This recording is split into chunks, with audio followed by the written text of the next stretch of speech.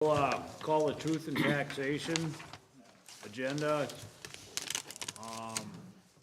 It's the presentation of truth and taxation information. Does Ryan lead off, or Corky, or? I can sure do that, Your Honor. Thank you. We're here to talk about taxes for the upcoming year. What I want to do is explain the budgeting process a bit, and then if anyone has comments, we'll offer that time to do so. Originally, we started the budgeting process here in the city in approximately July, where I asked as city administrator each of the department heads to prepare a list of items for the 2023 budget. I asked them to present items that they would like to have, all the items they would like to have. After we accumulated those, we looked at them and comparing last year's levy to what would be necessary for this year, there was an increase of 37.5%. When that came before this council, you got packets and information indicating that that's what that would be, and you asked the department heads and myself to go back and to look at that again because that was not acceptable to you. So the department heads and I met individually, we met together, and we pared that down to a tax levy increase of 25%. Came back again, and we talked about it, and you said, at this point, we want to make sure that those are necessities and not just wants or things that we could address by using budget reserves. You asked that we use budget reserves and that we also make reductions in expenditures. We did it, we met again, and we came back and we arrived at a recommendation to you of 18.15% levy increase. Now, one thing that's important to note is a levy increase is not a dollar for dollar tax increase. The levy increase translates into an increased taxable amount for the city portion on your tax statement that you get from the county. And if you review that tax statement, you'll see that there's a school district portion, there's a city portion, and there's a county portion that then totals what your tax increase in dollars would be. It is not an 18.15% increase. One of the directives which you gave the department heads and myself was that we needed to make a real effort to have a wage structure that would allow for the hiring of new employees at a reasonable rate and a wage structure that would allow for retention of workers. Given that directive, Ryan and I and the department heads looked at the potentiality of using reserves to keep this 18.15% tax levy increase in play, and we did that. In addition, we negotiated contracts with the police union, which is on your agenda for tonight, and which has been reviewed by you all. And there was wages increased for all levels from administration to patrol officers. In addition, we negotiated with the ASME union here, and the ASME union and our negotiating committee, which consists of myself and Ryan Lintweed and Jordan, our human resources director, have negotiated what they have offered as a tentative settlement for the upcoming year. Again, based on an 18.15% levy increase, and I can't emphasize that enough. That's a levy increase.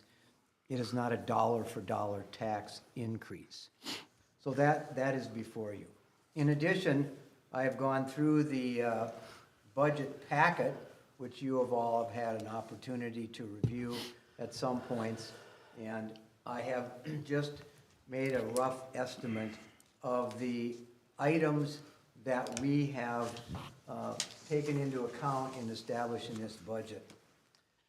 Based upon the negotiated settlement with the police and a tentative settlement with the ASME unit, which consists of Park and Rec, which consists of the Public Works and other individuals, and then increases across the boards for other individuals, there would be an increase of approximately $625,000 due to wage increases, if approved by you. In addition, we have had some utility increases that we projected. We projected utility increases for the year 2023 to be 40%. We asked department heads to look at that and to factor that in their budget requests. If those were to come to fruition, were to happen, that would increase our utilities by about $184,000. We thought that was realistic. Now, since that time, admittedly, gas prices have gone down. That's great. That's wonderful. We hope that continues.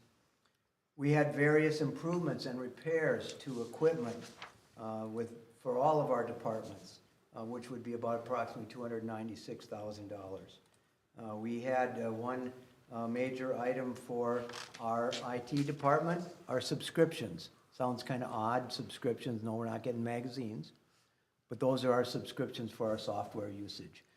That was approximately a $75,000 increase over last year. Some of our contracts were up for renewal. Some of them increased just by their very terms. In addition, we've have professional expenses, audit expenses, various other expenses that have increased as well. The department heads have worked hard. They've anticipated that there would be increases to these various expenses. But we've also done a couple of other things. Consistent with your direction, we reduced expenditures. We took some items out. We took items out that department heads thought would be advisable and reasonable, but given the target goal of 18.15%, we removed certain items that we would defer to the future. In addition, we used reserves. Consistent with your instructions, we have taken or budgeted reserves from the general reserve levy funds, undesignated, in the amount of $423,000. We will be using those to purchase items that need to be purchased, but that would increase the levy if we were to purchase those without reserves. Good examples, police car. Need to purchase a police car for next year. That's approximately $40,000 to $45,000, and with the electronics in it, another $15,000, it goes up to $60,000. That will be purchased from reserves, not affecting the levy. Same with the park and rec equipment, playground equipment, items that they need, mowers, those kind of things. We budgeted $51,000 to be used from their reserves. All of those things accumulated together led us to the 18.15, which you preliminarily approved some time ago for the county. Tonight is to decide if that is the appropriate percentage levy increase, or if another number percentages is what you desire. I did prepare a sheet for you all indicating as an example. On a $200,000 taxable market value here in Crookston, an 18.15 increase would generate $1,288 of city revenue. $1,288. As an example, if you were to decide that you wanted to move to 15%, that would generate $1,247, a difference of $41 over the year, $3.50 per month. There are other examples which you'll get on your sheet, but we've taken the market values at $25,000 increments from $100,000 to $300,000. $100,000 market value home here at 18.15% would generate $644 of levy income for the city. If we were to drop that to 15%, it would generate $623. a difference of $21 over a 12-month period. Now, this is not a comparison for what was taxed last year. This is a comparison about what would generate this year. Individual income tax statements would have to be consultant, see what was generated last year and what was generated this year. One of the things that Ryan will present to you is what the reserve levy funds have been since 2002. Some concerns expressed about those been going up and up and up. You'll be able to see just exactly that trend. They have been going down since 2017. Same with the Park and Rec, reserved levy funds, library funds, airport funds, enterprise funds which cannot be used here for the levy. You'll also see a chart that indicates the LGA. Questions were raised by you all about LGA funding. Since 1986, there's a chart showing what LGA funding has been each year since 1986. The LGA funding has never been removed in any of those years. In addition, LGA funding has nothing to do with your reserves, whether designated or undesignated. LGA funding is a program from the state that does not have any ties to levy funding. In addition, there was a question given to me about the possibility of LGA funding ending, being removed. From talking to the League of Minnesota Cities and other sources, there is no indication whatsoever that LGA funding would stop. If it would change, if changed, it would change in nature only. It would not change necessarily the amount. And LGA funding is based on the age of your home stock, your housing stock. So Crookston has a significant number of older homes.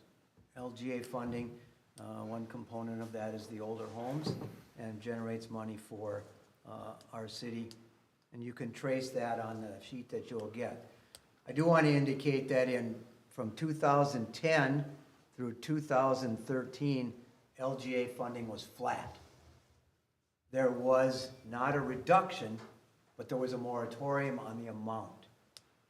Some of you have expressed concerns that LGA funding had been lost. There was LGA funding which had a moratorium placed on it, but it has never been rescinded. And from what I can determine by contacting people at the League of Minnesota Cities as well as political representatives for our area, LGA funding is unlikely to be changed or reduced. With that, I would say if you have comments or questions, please step to the microphone, identify yourself and your address, and have at it with your comments.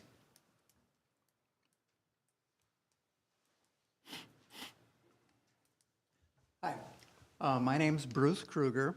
I live at 119 Gulf Terrace. I came here tonight trying to get a better understanding of just what it is that is driving my tax rates or taxes up so much. My proposed tax statement for next year, Corky, you've been saying 18.15% levy. My taxes are going up 21%, from last year. And, that's a hefty increase. There's a lot of people in Crookston who bought their homes many, many years ago. Years ago when they were working, when house prices were cheaper, and we got into those and we've been paying our taxes all along.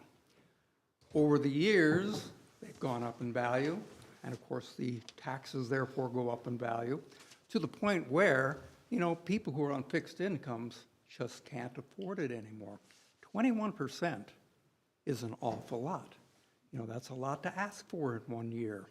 And, for people whose income is not going up with 21%, where the rate of inflation is only half that, I'm just wondering what gives with the city of Crookston and why such a large increase, more than double the rate of inflation, and not taking into account the effect that Crookston does have a lot of retired people whose income might not be keeping pace with the values of their homes and a very rapidly increasing tax levy. Thank you.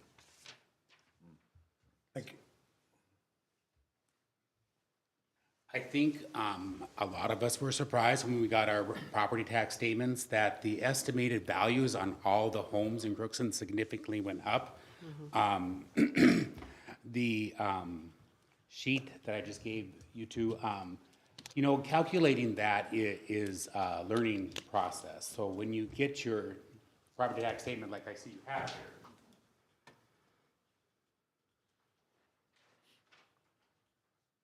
Property taxes, the assessed value went up 12%. yeah, so right here, taxable market value. And I was showing our city clerk this today too. If you take that taxable market value times 1%, that is going to give you your net tax capacity for your home. And the city doesn't set the values on homes. That's all done by the county. So then when you take that times your 1% to get your net tax capacity, then you're going to take that times 64.4%, and that is what the cost of our rate is for taxes in this city. Then you will see that that's very close to the dollar amount of your home, is how that is calculated. And then the sheet that I just gave you to shows, you know, Corky and I used the values of our home and kind of worked through those. And currently at that 18.15%, you know, I'm paying $72 more a year because of that. And if we were to go down to 13%, you know, I'm not going to see even $78 difference from the 18.5% down to 13%. And each city, its net, the whole tax base is different. And our tax rate of being 64.4% is less than that of East Grand Forks. That's in the 80%. So, you know, we spent a lot of time with Sam from the county on working on this and trying to understand this and how this actually does affect the city tax, the county tax, and the school tax. But we were concerned more so about the city tax and how to calculate that and the burden that that puts upon all of us. And that's why looking at my home, it's like, okay, well, I'm gonna be paying now $74 more a year because of the value of my home went up according to the county. In Corky's home, we looked at that. We asked other people that work at the city to pay their taxes, and we went through that too. And really what we saw was the tax base in Crookston went up significantly, that all the homes were valued so much higher than what they were back in September when we started working on the preliminary levy to set our rate at that 18.15. One other reason you might look at, it went up 21%. You gotta figure the county and the city and the school district.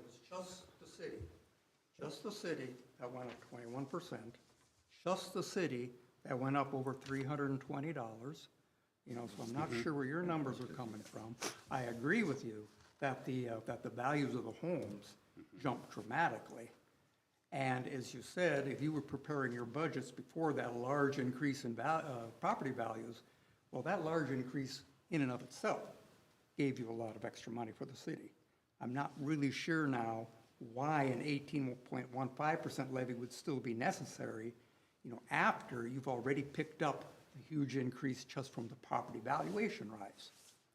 Well, that's kind of runs a year behind. Right now, the 1% of taxes is about $25,500, and that changes based each year upon that next net tax capacity. And next year, we will see the benefit of that from this year. So we set 2023 from the previous year's numbers. Yes, and that's why, you know, I think Corky and I called Sam 2 or 3 different times, and we had him come here so that we could understand, because I thought it was confusing and trying to figure out on my taxes, because they went up 28%. And you're right with your city, from what I see, that it did increase that amount. The numbers are there. Yep. 21%, $320 Can I ask, that being a proposed amount, is the difference in when we actually solidify the budget? The budget that we've proposed for tonight is Right. based on 18.15%. Right, but he's getting his proposed taxes, right?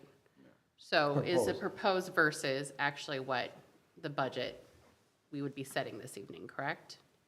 Yes. So that would be different than what he actually has on that sheet? You know, I can't answer that because I don't know how the county figured it, and I don't know how they got $300 more on the value of his home. I don't know that. I Okay, know this Sam you talk of is my kid. Yeah. Okay, and I asked him, you know, because of our place, and he said that these are just coming into its higher properties because you've added on, we added on a 2-car garage and we did all that, and everything came into play. So he said that your value of your house is showing higher. It's out there, it's hard to picture, but it's like, you start with this amount of money, that's what it took for our budget, and you split it all out over how it was. Well, now if you split it with the extra tax capacity that you have, if you went by the same percentage, like he's saying, we'd actually be dropping down. Your taxes would be going down because there's more, it's split more ways. So it takes up to 10% or 11%. our levy, if we were at 11%, not 18.15, we would have essentially a flat taxes. It'd be the same as last year, only you have to show it as an 11% increase to get to that amount, because you're spreading it over, you know, say we've added on $500,000 worth of taxable properties and whatnot. It's confusing as heck, and I've sat with Sam and do it, and you know, once somebody that knows what they're doing, really knows what he's doing, and shows you, and then compares it with the county, the city, and the school board, it makes sense. I mean, even yours at $320, you know, that's $26 a month, which, yes, it's a lot, but when you consider what's gone on over the last year, the increase that we're looking at for our salaries, the increase we're looking at for our utilities is, you know, it's crazy. And I know everybody's looking at the same thing at their household, so that's the only way the city pays it is through taxes. Like you, we're getting a little bump. I don't know if you're on Social Security. You're close to my age. You know, and they're given a cost of living increase. But yeah, it's tough to fathom that, you know, it's going up that big of a number. But actually, like when Sam sat me down and showed me, he said, you know, the number sounds big. If you could say it's going up by dollars, it doesn't sound quite so bad. Heck, my cable TV went up by $15 or something when I put it in a package, you know, so. We need to switch to streaming TV and As soon as I can learn how to do it, One I of the can do things we some of do, it. Bruce, too, is we tried to balance, you know, we have services that people want. And when we figured our budget, we figured what is the cost of those going to be? And we pared it back. I mean, we did pare back things that we thought that department heads wanted. We pared back, and we need to deliver services. And if utilities are 40% increase, the only way we generate that money is taxation. If expenditures for other items like I delineated previously, you know, wage increases, made a significant jump in wages for our employees because we have found that we are not getting applicants for jobs, and jobs that we are having applicants for, some have said, I won't work for that. I don't think we've been outrageous or ludicrous in what we've projected for wage increases, but it's a product of a number of years of just remaining stagnant or very frugal. So those are some of the factors that may lead to yours. I can't speak to yours individually because I don't know how it would do that unless your home went up substantially in value. So that's what I can tell you. That's just it. Home goes up in value, that in and of itself drives up the amount of taxes. But then the increase in the levy adds on to that. But again, bottom line, and since I don't see all the line items in the budget and everything, all I know is my taxes in terms of dollars for the city of Crookston are going up 21%. I know my mother-in-law's are also going up over 20%. You said yours are going up close to 28%. So I mean, if we extrapolate that across the entire city of Crookston, that's 20% more money that the city of Crookston is getting this year versus last year. Is your budget 20% higher? I mean, are your costs, have they increased 20% year over year? We certainly can project that that would be happening. Well, if fuel prices go down, no. Contracts negotiated, we know those lock in. Cost of repairs, cost of equipment, cost of IT. Is it exactly 20%? I can't tell you that it is, but we know that it's gone up significantly. I was hoping that Sam was going to be here tonight, because once you get that net tax capacity, that 64.4%, that is the said rate of tax, that is what changes. And he can explain that far better than I can. So next year at this time, we will have a different net, or a different total tax capacity to work with than what we did this year. And I think that was Christie's question was, when we start this out in September, when we have to set the preliminary levy, the county doesn't have their property tax statements out. So we go by last year's numbers and then work with the county on that. Okay, if work with this, okay, 1%, then it will equal this much of the levy, and then that number was 25,500. And now this next year, with the tax capacity that we have, that will change. Instead of it being 25% for 1%, we're looking more like around 30,000 will be 1%. Are you telling me then that, based on what you just said, are you suggesting that the city of Crookston, as it stands right now, does not know how much money it's going to be bringing in terms of taxes during 2023? It's based upon your property tax statements to get that net tax capacity, and the value of everybody's home makes a difference for the total base. And kind of like what, Mine went up and other people's have gone up. Yep. By 20%. So I mean, you take a look at what your money was last year, add 20%, and that's what you're gonna be coming in with. Because everybody's taxes are going up 20% year over year. Yep. And, a lot of things affect that, I believe. And in my opinion, I believe if we had a new home development area done and, say, 50 new homes on the market, your value would be based differently upon that, because our net tax base all changes with that. Yeah, but I'm not looking at the property values. I'm looking at the flat out dollars that the city is going to be getting in terms of taxes. I don't know if it's being caused by levy, part of it is. Part of it's being caused by property value increases. But the net bottom line is you have to add those two together, and flat out dollar taxes are going up 21%. Year over year. It's just, I don't care what's driving it, levy over property value, it still boils down to, you add those two together, and it's going up 21%. And I want to know I'd like to know where that 21% increase is going. Yeah, and I really wish Sam was here, because he can explain it far better Well, that's than, the property value part.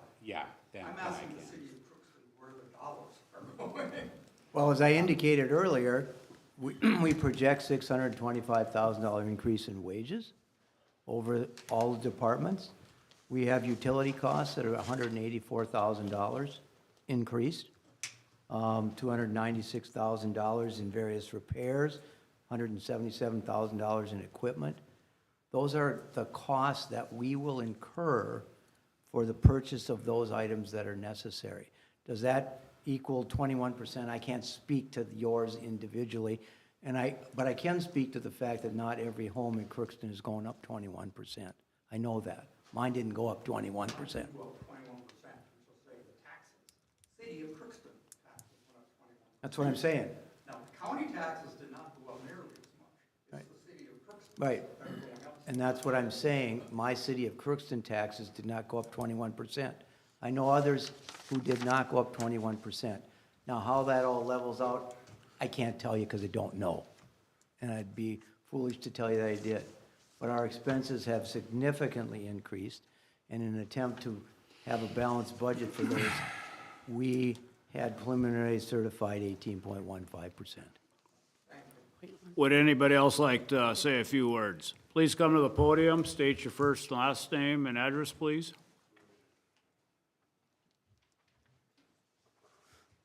Mayor, council people, thank you for listening to us. My name is Lucinda Hamry. My husband Curtis and I own 220 Johnson Place, affectionately just called Johnson Place. We purchased the home in 2018 because we love Crookston. This is not our home, but we are heavily invested in this property. We are heavily invested in this community. We're investors.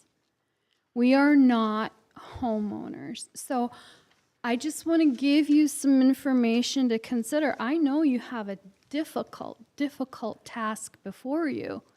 However, I want you to think about it from the perspective of those of us who own property and rent it. In 2018, when I found 220 Johnson Place and took my husband to the property, by the way, you probably know my husband, Curtis. He's that guy who walks all over town with a tie. My husband is functionally blind, and we spend a lot of time in this community.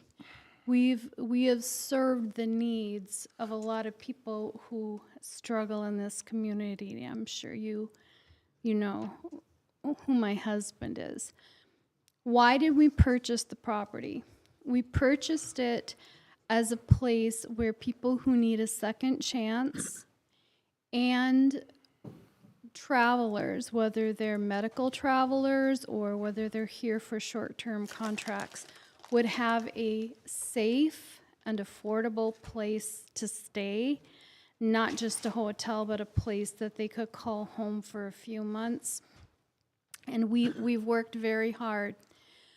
I emptied my retirement account in order to not only purchase this property, but once I got into it, it required a lot of work. That's come only out of my pocket. We are not a nonprofit. We are two people who've invested heavily in this property. We've been good neighbors, and I think if you ask anybody, there was a lot of controversy when we bought the house, but I think you should ask people if we've been good neighbors or not. We've worked very hard to build that reputation. But let me give you just a little bit of background about what I, as an investor, face. When I purchased the property, it had been on the market and vacant for a year and a half. Now, the last number that I was given on vacancies in the city of Crookston is 9.5%. So perhaps someone can speak to that later, and maybe you can give an updated number. Approximately 10% of your homes are vacant right now. This has a very negative impact upon your tax base, has a very negative impact on the perception of what it looks like in this city. Now, I want you to know that at the time I purchased the property, like all investors, I looked at what my principal and my insurance and my taxes and everything would come to, so I had a basic idea when I was investing how much my monthly costs would be. At this time, I'm looking overall at a 17 point, I think that says 17.2% increase. Now that's less than the gentleman who was prior to me. And you can argue that my house value's gone up. Yep, it has. But I have two ways of accessing, as an investor, that money.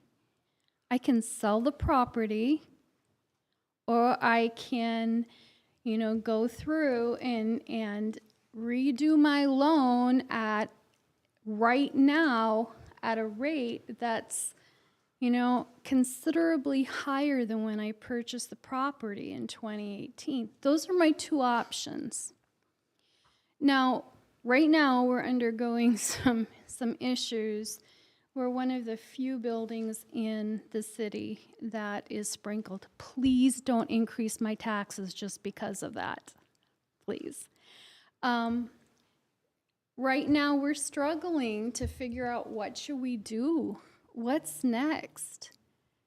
We serve a population, some of whom are pretty low income. They don't get subsidized rent with us. They've got to get that out of their pocket.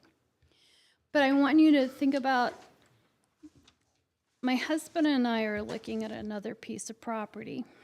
So I compared two properties, one here, one in Grand Forks, where there are far more amenities. Both of them are $179,900. They are both 3-bedroom, 1-bath properties, okay? The cost to finance those properties is the same. Right now, those properties are very comparable in size. However, the property in Crookston is considerably older than the Grand Forks property. With a 20% increase in taxes, you now have a property that's more expensive than Grand Forks. I just want you to think about that. If someone's moving into the area and it's their home, where will they choose to go? You have difficult choices before you. I completely understand. But I also ask you to take these things into consideration as you look at the budget. When the average family right now can't come up with $400 in cash, this hurts. We're better off than those families, but this still hurts us with the increasing utility costs and everything else. Thank you for your consideration and your time. Thank you. Can I just ask, can we look at what East Grand Forks' taxes are? Because I thought they were considerably higher. Yeah, Sam had indicated that where our tax rate is 64.4, theirs was up into the 80s. Okay. I just wanted to make sense, just to clarify that. And then, can I just ask, I just want to have a better idea, more educated on this, but I understand you said redo the home loan or sell the property, but like, I understand, if there's multiple units here, is there a way to add a couple of those dollars to the rent? I mean, is there not another option? I'm trying to understand this. Why don't you come and look at the property? It is a large house. When we bought it, it was just considered a house. The city reclassified it as an apartment, which means I don't even get to have garbage the same as any homeowner around me. And I'll take it to the lift station or I take it to my Okay. But are you not having, because you came to us one time and wanted for B&B and all that, We are not doing it. then maybe you should check and get it switched back to your, We could, I guess. Ma'am, can you step up to the podium? We have individuals at. Thank you. I apologize. please, would you repeat your question? No, I was just asking, I'm just wondering what other options there could be here, and I just wanted some clarification. That was all I was asking for. So yes, can rents be increased? Those are some of the options that are the only thing that can be done. Remember that when we look at the overall cost and the choices that a person makes when they come into a community, they're gonna look at the rent costs, right? Rent here is considerably less expensive than Grand Forks. A 3-bedroom home in Grand Forks Say, right now. excuse me, I'm sorry, but we've only got about 4 Yes. minutes left. Does Yes. anybody else wish to address the council, No, please? no, you're fine. I think there was a gentleman. Yes, sir. Come up to the podium, state your first and last name, please. Name's Robert Torkelson. I've been a part of this community since 1995. My taxes when I moved in were $365, $1 a day. Now they're up towards that $2,500 mark. I haven't said anything for years. I've worked all my life, paid everything off, got forced into retirement with heart attacks, four-way bypass, and now I'm being taxed out of my home. Can't afford it no more. My home is 74 years old. And you're still taxing me that outrageous amount. You tax it by square footage, don't even take in consideration the years of the property. I think that's ridiculous because homes that are square footage the same as mine, but were built 5 years ago, are paying the same taxes I'm paying, and they have almost a brand-new home. I had to stick $40,000 into my place when I bought it because the roof was bad, the siding was bad, furnace went out, the water heater went out, the garage is ready to fall over. I put 40,000 into it just to make it livable. I've had one visit from the property tax people. That was Miss Bruley when she worked for the city. She was the only one that ever came out. To assess, All those years, and they tried to tell me they were out there, and they weren't because, guess what? I was there. I said, hey, I'll make an appointment with you. I'll be here anytime you want. Nope. the nothing. county assesses the property, not the I city. know, but the city goes by what the county says, right? Okay, thank you. Thank you. So what I'm saying is, the city of Crookston has got to look at the fact that you're taxing people out of their homes. That's one reason why your taxes are so high, because you keep spending money and the people won't come in because the property taxes are so high. 365 in 1996. I moved here in 95. My first full year of taxes was 1996. 365. Now it's almost 2,500.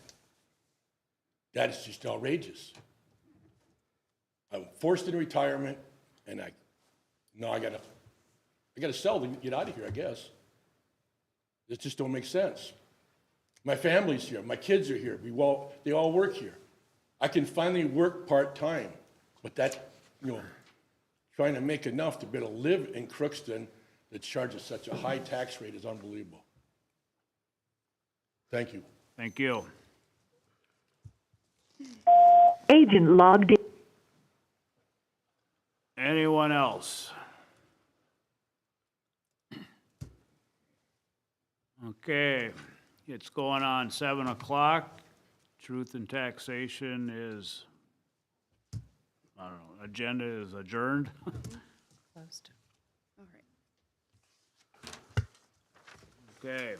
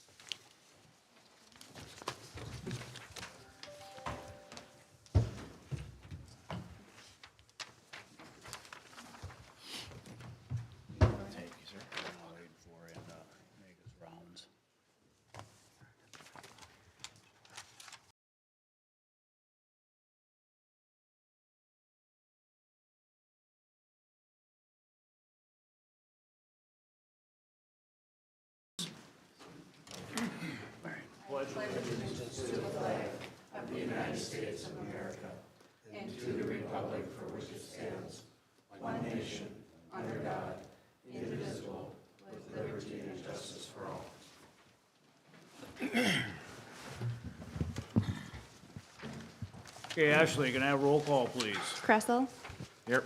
Platt, Here. Ved Brunton, Here. Melby, Here.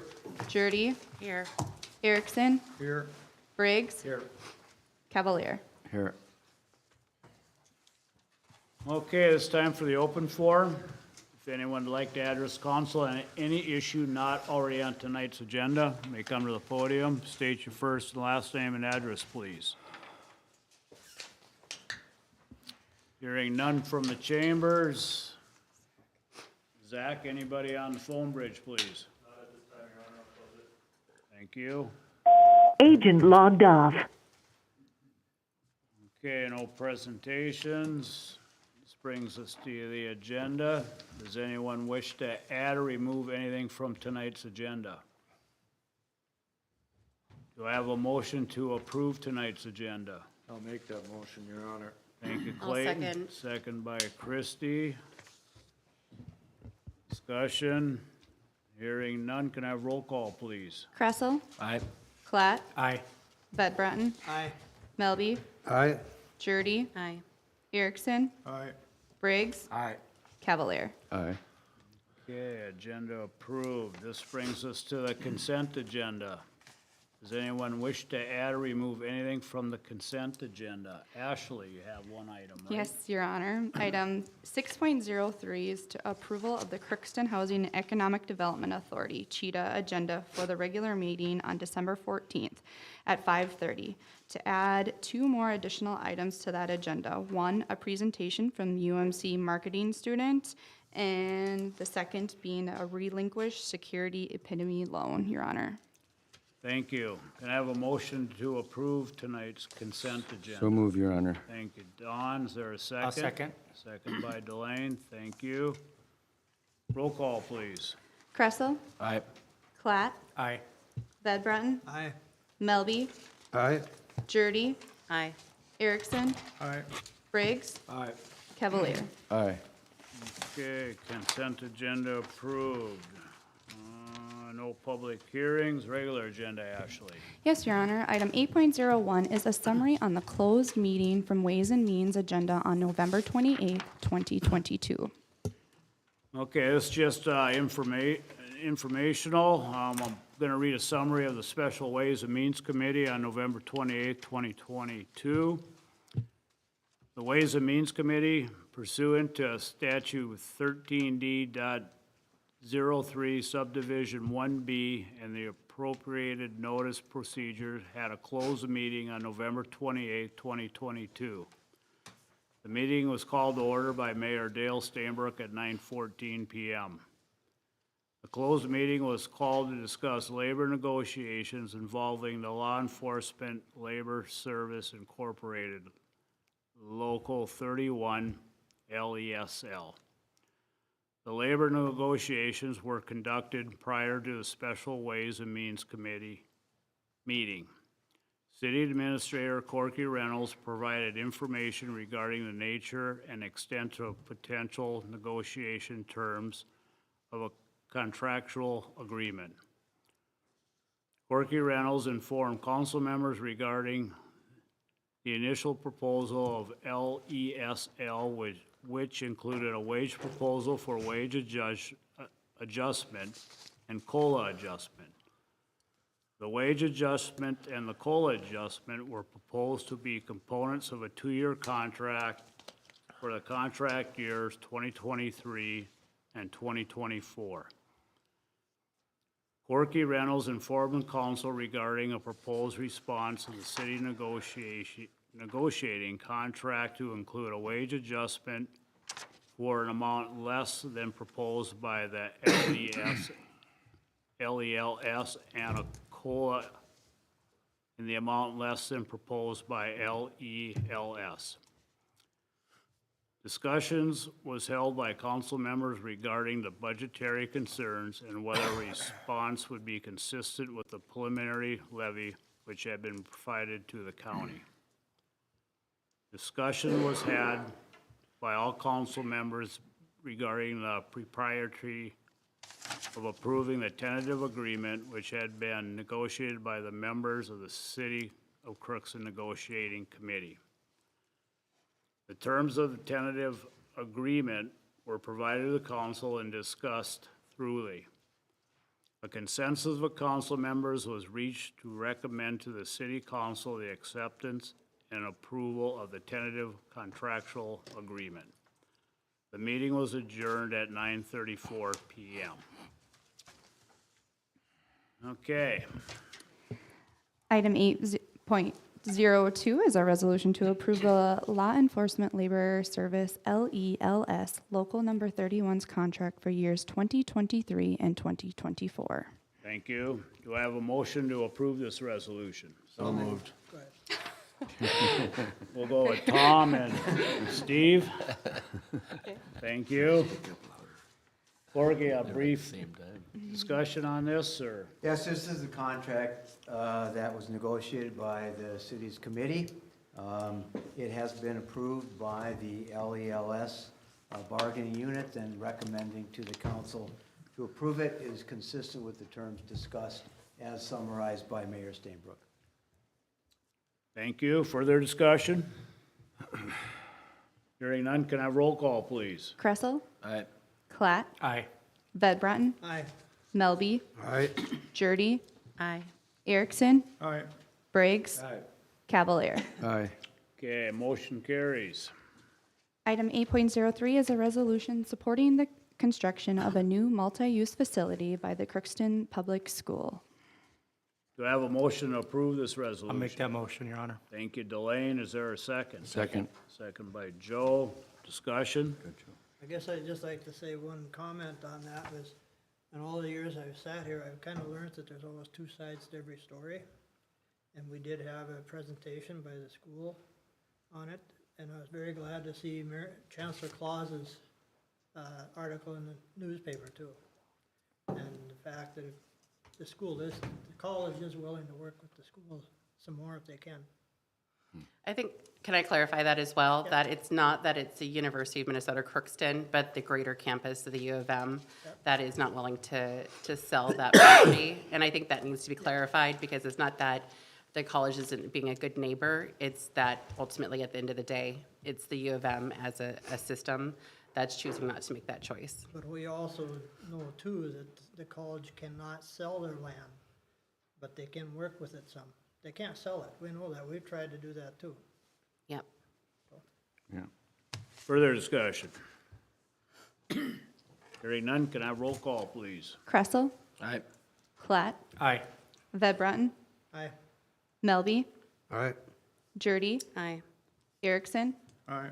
Briggs, Aye. Cavalier. Aye. Okay, motion carries. Moving on. Item 8.04 is a resolution adopting property tax levy for taxes payable in 2023, Your Honor.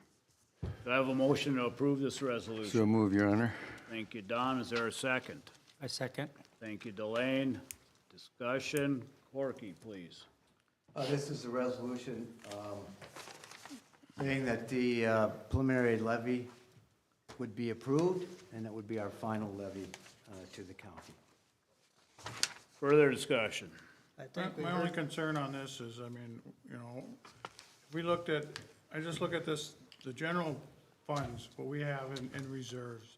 I still think we can go further on that. You know, we're told by our authority figure, which is auditors, that we can go, we should be funded at 60%. I don't know what this number is, if that's 80%, 70%, but I know it's higher than the 40 to 60% we're supposed to be at. And the other thing I got is, we got a water bill coming up here. Probably, it's, I think, is that tonight, or coming up, as thing, I mean, so this, if things went up 22%, water bills are going up 29%, the school district wants to build a thing. I mean, it's all good stuff, but at one point in time, I just think we needed to pull more out of the levied funds, because I know we can, there's things that we can pay for out of levy dollar, out of reserve dollars. I just think we're going into too big a fund. We shouldn't, at the end of the year, we should not, as last year, we didn't know about COVID, we didn't know about anything, gas went up 30%, 40%, and we still had to balance our budget. How does that work? I mean, we overtaxed them last year. And I just think that we're not as deep as we should be. So, Steve, I agree with you to an extent. I've thought about our conversations a lot since our last meeting. So I went in and I talked to Ryan, and so basically when the budgets are balanced, and I think that's March, correct? We had our final hard audit in March. So yes. at that time, what I'm learning here is at that time, I know I say over, if we have a surplus at the end of it, because that's when we balance all of our departments. And if we have a surplus at that time, I would submit that we should take that, if there is an excess, we should have at least a conversation instead of saying, okay, we have an excess of this, let's use this money for this because we have some extra money. I think we should have a discussion of saying we should take that money and start our next year's budget with, so we don't grow our reserves. And I think that's how we've grown our reserves over year, because that money has either just been put back in, for lack of a better term, savings. Am I correct on that?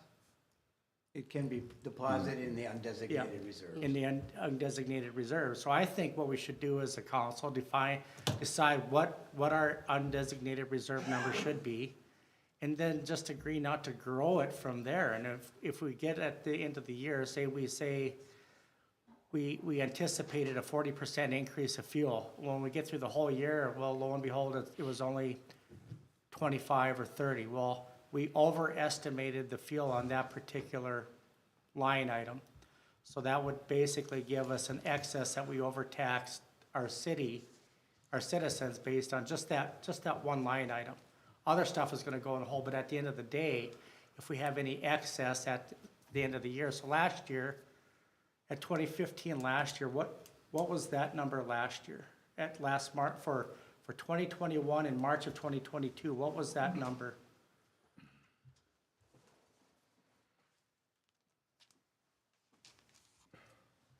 Undesignated reserve general funds in 2021 were $2,026,000. No, I'm talking about, remember when we had the discussion about, you said it, when we balanced the budget in March, it was 175,000 or something. What was that number? What was added to? At that point, I believe what you're talking about is when Amy brought to you guys, when we were gonna close out the books at the end of the year, that she was taking some of the extra dollars that were going to go into reserves. Yes. She held back to do a wage study, and that was 75,000. So, but there was more that went in, so basically at the end of 2021, what I'm getting at is did we, in a sense, overtax based on what we actually needed, is what I'm asking. Well, that all plays in part, to each department head and their budgets and how things went and how Well, they right, estimated right, their but I know, expenses. but you said at the end of the year, when you balance your numbers at the end of March, some departments are negative, some departments have a surplus, so you take all that money and you balance it. Yep, our software actually moves all those funds for Yeah, us when we and so when close it. you're done doing all of that, there's Yep. either money extra or Yeah, we would money- have a dollar number that we could tell you at that point. Yeah. So then at that time, if we have extra, I think we need to have a fundamental discussion on, okay, do we decide then and there to vote on spending it for what other thing we need at that particular time? Or should we vote on taking that money and put it to start our conversation for the next year's budget? So we can take we don't have to levy as high, and then we don't grow our reserves. Yeah, I mean, if you look at how we financially did what we did in 2022 or in 2021 is beyond reality, because everything went up 30%, yet at the end of the year, we still have money left over. We weren't negative hundreds of thousands of dollars like we should have been. Everything across the board, our budget, take 30% of that, and that's your number. We should have been a big deficit, and we weren't. So that's telling me that somehow, some way, we overtax the taxpayers. Well, because- and from and what I we do that understand. every year. Correct Was me there if I'm wrong, reserves there's stuff that we budgeted for that, we can't, we didn't get it purchased for whatever reason, it was on back order, or whatever the case may be, and we still have to purchase it in the next year, so that would go back into the designated reserves, is that correct? Yes, Which we can't take anything, from what I understand, anything from the designated reserve to put towards our, can't take designated reserve money and remove it to undesignated money. right. Everything's gotta come through here to pull money out of reserves if it's a reserved item. I think it's still gotta come through the council and get voted on. You can't just say, all right, we're gonna pay for this thing out of reserves. It's gotta Right. come It's gotta here. be voted So on. that's saying, you know, I they think- can't pull that money without us as authority is saying, yeah, go ahead and pull it.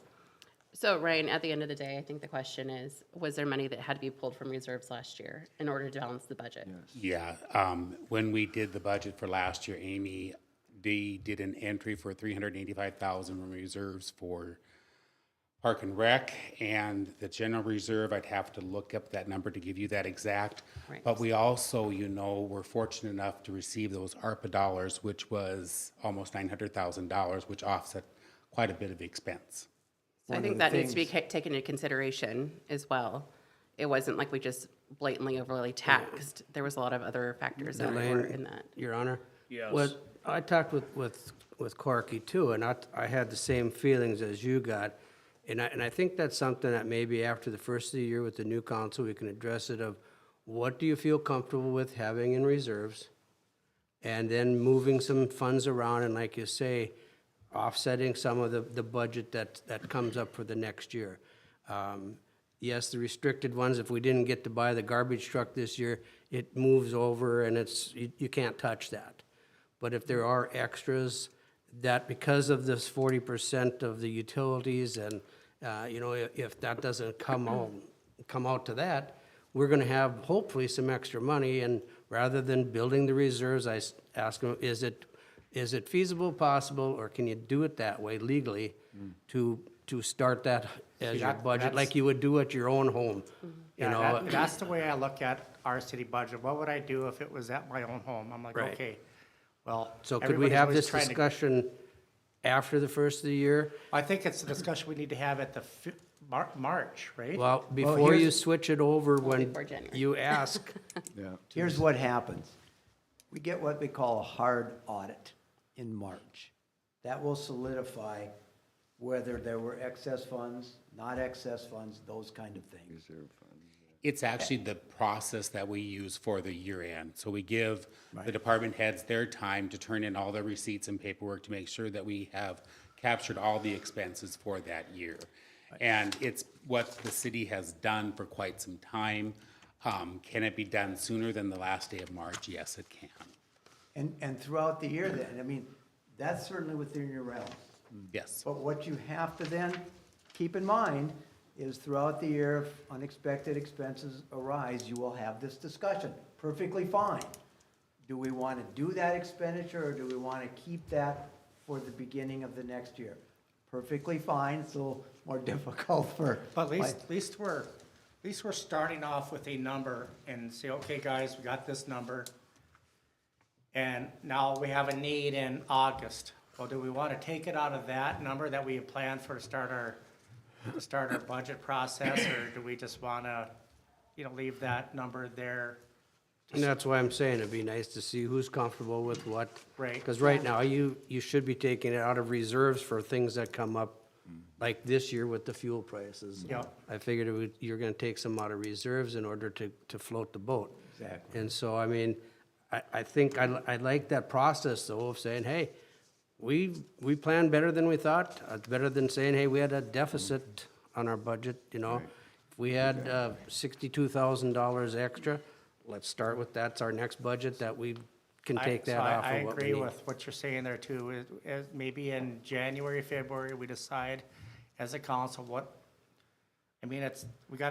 Well, March still works, Yeah. because we And don't that's a start our very, process till. Very Yeah, intense discussion, because you all will be thinking about short-term goals, long-term goals, How do you want to spread that out? It's a great discussion to have. Yeah. You just got to keep that in mind. Right. Yeah. You know, and whatever the policy's been in the past, doesn't have to be that policy in the future. It doesn't, Because I'm sitting here at a point right now that I'm like, okay, our city has got a healthy reserve. I don't think that's a bad thing. I don't think we need to cut it down to whatever the auditors say. I mean, there's some different opinions on whether it should be this or that. I'm of the opinion having a healthy reserves is good for the city. If case of a crisis, we have something to work with.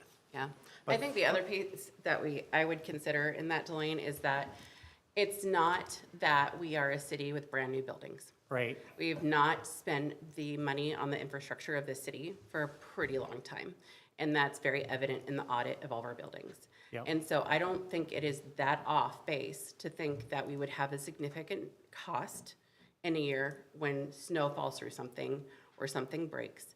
And I think that we would be having a very different conversation if those buildings were a little bit more well-kept, right? And I think that's just one area that is of concern for a lot of people. But we're addressing that by having We had the someone audit, come but- in and yeah, do we had this. the- Now you gotta absolutely. sit down after it's all said and done. How do we go forward? Yeah, And absolutely. that's, I'm saying, it's more than a council meeting. This is Right. a work session Yeah. of going through and, whether you call it a working session, strategic planning session, whatever the title is, you know, Rose by another name is still Rose. You're gonna have to have that discussion, and you'll be getting into some very detailed things about, you know, we'll be bringing a facility study to you. But And we'll make sure there's no cell phones there. But But you'll be talking about, Right. look, do we need a roof on the arena? Do we need a roof on our city shop? Keeping in mind, this is what we know to be our reserve. Those are some real intense discussions, and they're good to have. Yeah. I think something we need to add to that is, because I won't be here, but at the end of the day, we are a debt-free city.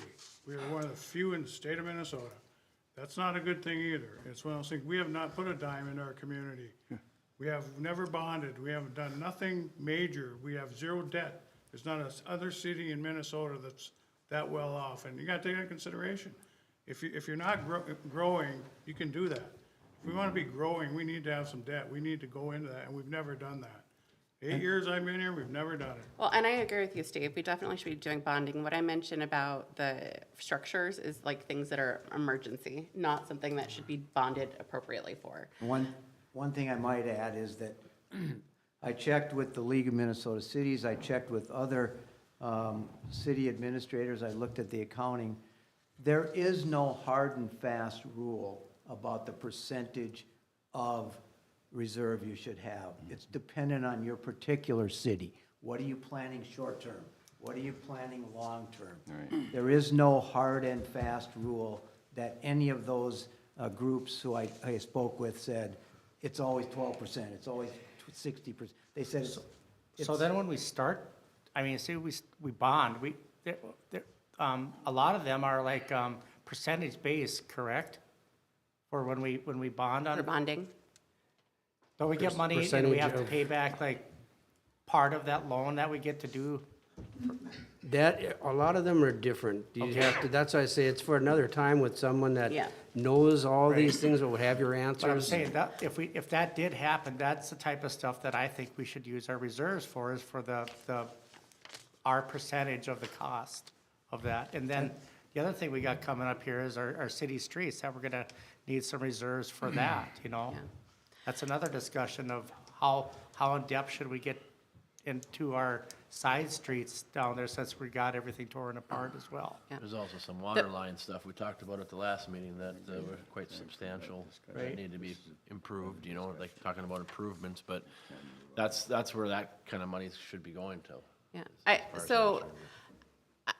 To feel comfortable with this 18.1% levy, I also feel that there's obviously a lot of questions that our citizens are asking about, okay, we're saving 18.1%, but my taxes are showing 20 or 21 or whatever.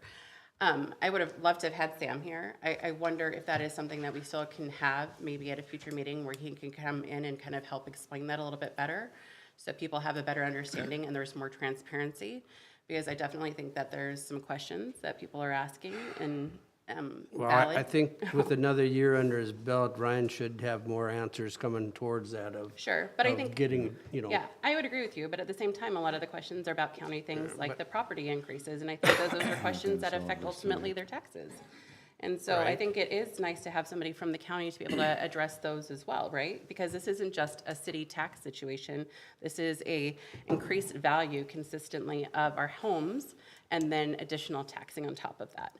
And so I think ultimately, at the end of the day, that it would be nice to have a little bit better of an understanding for everyone involved as to what that means. Right, and see, and that's, the county also has this truth in taxation where they explain a little That's bit. tomorrow night. Yeah, a little Yeah. bit more in depth on what you're Yeah. talking about there. Yeah, and absolutely, and I think that's, obviously it's something they have to have, but I just wonder, at the city Just level, move a on. lot of our citizens are coming to us Yeah, asking those questions. if we had a little better handle on it ourselves. Right, well, there's a lot there to, Yeah. it's not just us, it's also the county. so. No, I know. Your Honor, I still think too that, we got like this gentleman said, we've got a lot of elderly people in this community and they're living on a fixed income. If we've got a healthy reserve, we need to take some more out of that and get this down a little bit. This 18.1 is, we can say we need all these different things, but they need things too. And then we're gonna raise our fees up, so that's gonna cost them more every month. Like he says, we're just pricing people out of town. We gotta drop it.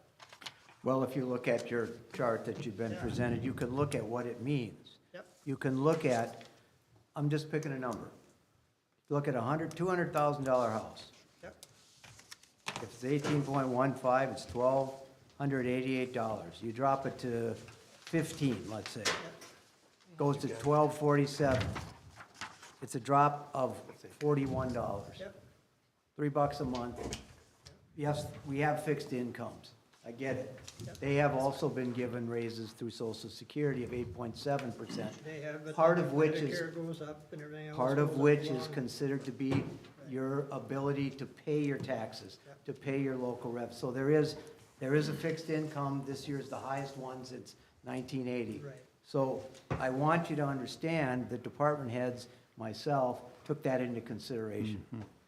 We really did. Yeah, and I just think, years and years, we've just lowered the levy just because I think at the end of the day, it feels better. We've asked our departments to continue to cut and cut and cut, and it's evident, in my mind anyhow, the shape that our city is currently in, our buildings, our infrastructure, and I just don't think we can continue to go down that path and have a city that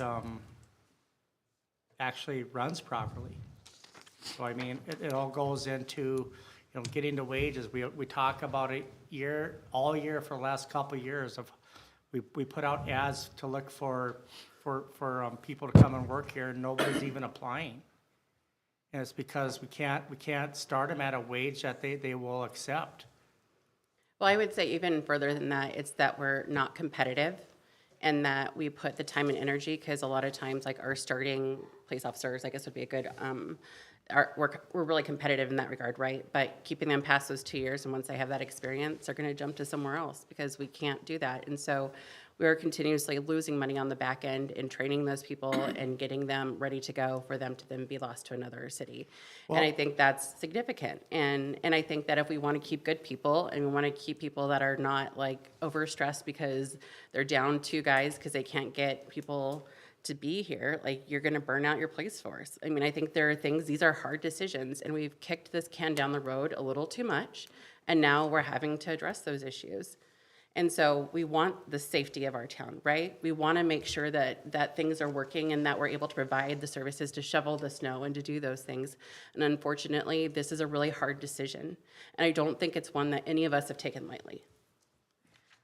But it is what it is, unfortunately. And I think that there's definitely ways for us to try to push that for next year so this isn't a significant burden for next year. I think there's options there. Just like I discussed and Wayne alluded to as well, if we come out of March with or whenever we decide that number is gonna be, if it's excess, I say overtax, some people say excess, we take that money and use it towards the next year. That's what And I don't think that our budget is looking to be excessive, but we Right. also understand the reality of, like, utilities like everyone else. Those things are, We don't budget to have an excess, we Yeah. budget to have a zero at the end, and I but, think that needs to be like clarified. yeah. Well, So, I don't disagree. We're doing a good job, I think, you know, but at the end of the day, you know, you talk about past years that are all our stuff is decrepit. There's, you know, in the 8 years I've been on here, nobody in a department has ever come and said, I need a new building on my roof.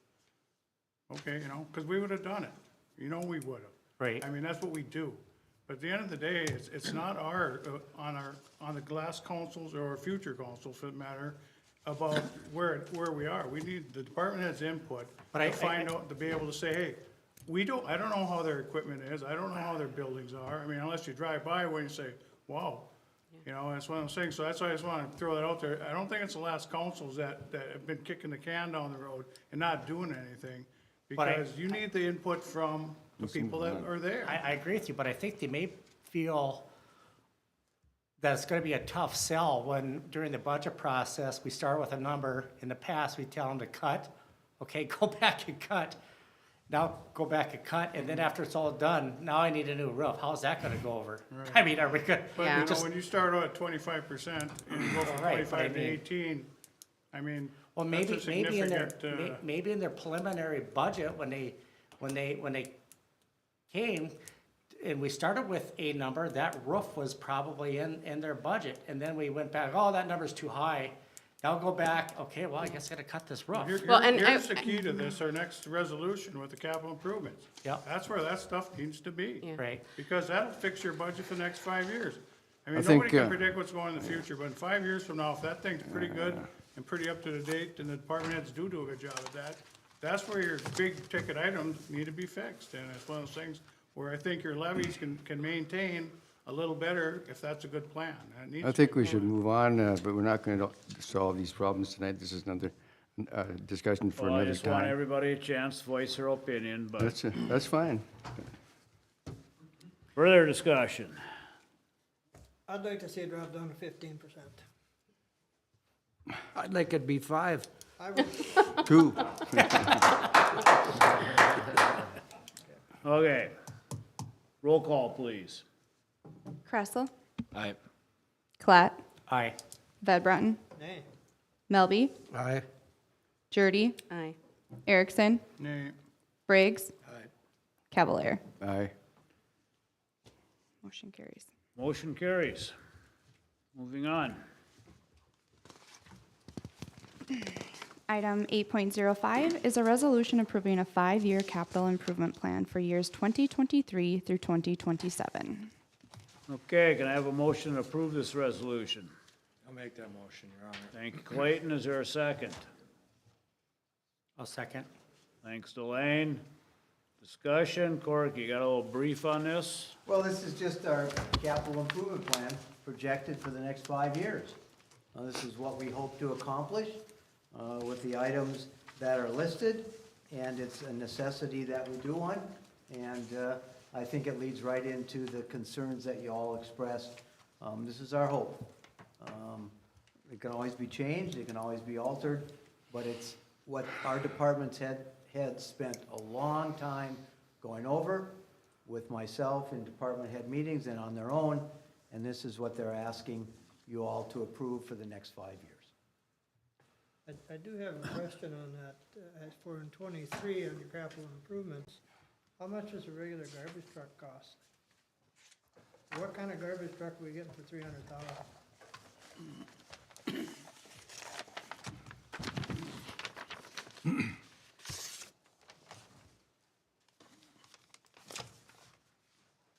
That was a dual compartment truck, similar to what we have now with can dumpers on the back. So it wouldn't be robotic or a single operator truck like Joe had mentioned, but it would be a two chamber truck, which my thought behind that is right now they have to go get the garbage and then they make the same route and then they grab the recycling. So it would cut the route to one pass. They could put the recycling in one side and the garbage in the other, and it would cut down on the time and fuel. With that being said, didn't the county redo or add some equipment to their incinerator so they don't have to separate it here? It separates the recyclables there? They don't, from my understanding is they don't, well, and that's the purpose of the dual chamber truck. You're not sorting the recyclables anymore. I don't think they're sending all 100% of the trash through the separator. They're sending the recyclables through the separator to where it'll separate out the plastic into this bin and the steel into this So bin. when we pick up the recyclables from the residents, Yep. what do we do? There's a separate pile at the transfer station for recyclables. I was on the same understanding as you, Tom, that it's, It's commingled. you know, And I can look All the into that, but recyclables are intermingled now. You don't have to separate them. They separate them there, but as far as trash, he wants one for trash, one for recyclable, correct, on his truck? yeah. I've toured the plant, and it's pretty neat. If anybody ever wants to do it as a council or go as a council, we should, because if you wanna know what's going on, it is a very good tour. And it shows how they separate the plastics and how all that runs down and how fast it goes, but they still have some of it as manpower, where they're standing up there doing that too. So, that's, I think, clarification. You were thinking it was put it all together and they separate it, but you still have to separate your recyclables from your garbage. I can 'Cause talk they're to, not doing that. I could talk to Jake tomorrow. I don't believe they run every bit of waste through this separator. So this truck, would it work if we decided to change our? Yeah, that's why, it's kind of a compromise between a fancy truck that grabs the cans. So it would have can dumpers on the back. So, I guess my thought was maybe if we decided to, I was thinking you could have we'll say a 50-gallon rolling can for recyclables, because you don't have to separate them. You could chuck them all in one, and then you could have another can for your garbage. And then the guy would have to ride the back of the truck, drag it up there, but it would dump it for him. And it would be kind of a halfway medium between a fancy Minneapolis truck. So if in the future we decided to go with garbage receptacles out on this truck, would work for that then? Yes, that 300,000 would have can dumpers, and we could switch to the rolling cans like we talked about. But I think that's something that you're gonna have to have a public hearing on myself, because there's an awful lot of people that don't want them cans. Yeah. They want it the way it is. But you have, that's the other side of this, is you still have the driver or the rider on the back of the truck. There's no reason we couldn't keep the bags. You can do both. Yeah. So, Did you have a chance to look into that bag thing about that? I mean, it's for another day, but end of the day, why, if we actually have to have those? do we have to have the purchased bags? I mean, we don't have to. We would, I know Pat had always said that there's a reason why we do what we do, and I guess I never figured that, why that was. He explained it about 4 years ago, I remember. well, you pay a waste tax, so, we would have to somehow track the amount of, so each household would have, let's say, a 50-gallon can. So I think it has a little bit to do with the waste tax, and I'm not super familiar with that because we've always done the bags. So I would have to dig into how the can side of it would I know work. there's something But about that changes the rate and changes a lot of things. yeah, I'm sure it has to do with the waste tax. I think too, when they came out of the yellow bags, they're hoping it would encourage people to recycle. That was one of the All answers it I got encourages on is Pat. to have people take their garbage out themselves to the. Yeah, to the- or put their garbage bags inside the yellow garbage bag, which I don't know how much that saves on Yeah. recycling. So that's all it does, is everybody you talk to in town, I take my garbage to the Transfers. Yep, transfer station myself. You can go there Monday morning, it's crazy. yep, or Okay. Friday afternoon. Yeah. Any more on the 5-year capital improvement? Sure. So I'm just wondering about if you've got the dual capacity trucks, and I understand that one, the garbage from one side and the recycling with the other, but in the city of Crookston right now, and for the foreseeable future,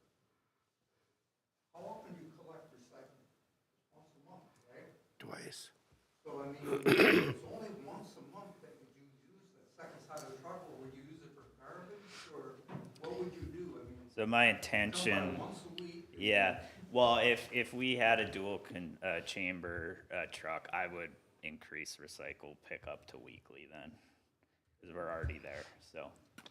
Brett- Recycling is there actually in the community of Crookston right now? It's not a lot. I think per day we pick up about a half a ton. Well, right, because, and then. Because of the containers that we On that have. same token, only 20% of, roughly, because I asked this question, only roughly about 20% of our community is actually using the colored bag system. So that means 80%, Taking it to and the this dump. is taking their garbage to the transfer station, you know, me too. But it's kind of hard to gauge how much recyclables are happening when that is happening. I mean, I think if I had a recyclable bin and just had to put it out there, it would be, yeah. Because right now, the recyclable containers that they have are these little tiny things that have no tops on them. You put them out the night before. And they blow you know, over, right? Whatever else, they blow all over the neighborhood and everything, and that's why I stopped doing it. Really, honestly, because it's in my neighbor's yard, or my neighbor's is in mine, and you're out there picking it up and you're trying to keep things clean. That's part of it. I think a can would be Okay, yep. better. I hear where everybody's gonna stay on task here. Can I just ask one question? Brendan, is there a way to find out like the amount of like manpower per year it takes to do like the 2 trips? Because I also want to like calculate how much we're saving in cost by only making 1 trip versus 2, and seeing if like that's a good use of time and energy. Yeah, I can ask Doug and Adam to track their time a little bit here for the rest of the year. That'd be great. Thank Yep. you. Okay, now roll call, please. Kressel, Aye. Klatt, Aye. Vedbranton, Aye. Melby, All right? Jurdy, Aye. Erickson, All right, Briggs, Aye. Cavalier. Aye.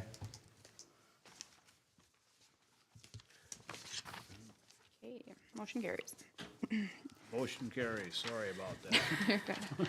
Item 8.06 is a resolution adopting the 2023 budget, Your Honor. Thank you. Do I have a motion to approve this resolution?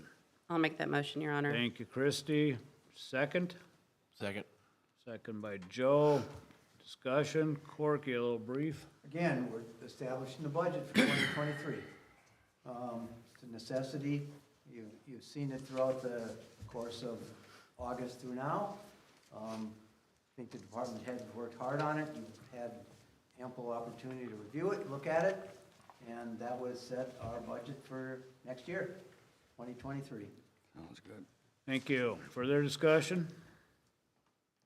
Hearing none, can I roll call, please? Kressel, Aye. Klatt, Aye. Vedbranton, Aye. Melby, All right? Jurdy, Aye. Erickson, all right. Briggs, Aye. Cavalier. Aye. Okay, motion carries. Item 8.07 is a resolution approving the independent audit of the Crookston Police Department body worn cameras, BWC, Your Honor. Thank you. Do I have a motion to approve this resolution? So moved. Second. Wayne and And Clayton. Clayton?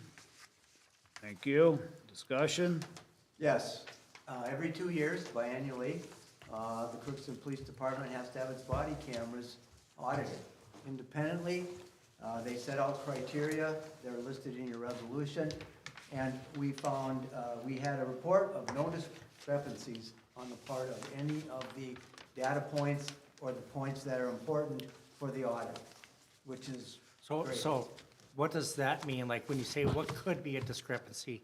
Give me an Well- example of what a discrepancy could be. Well, they could, how they operate. Did they click on and off at the right times? Did they focus in on everything? Did the data transfer correctly? Okay, Those are a number of things. And in the report, the independent auditor, it's a firm trained in doing this, said we found no discrepancies Awesome. in our department's how body long does cameras. those records have to be kept, just to? That I don't know. I'm assuming at least 2 years till we get the next one, but maybe the chief can answer that.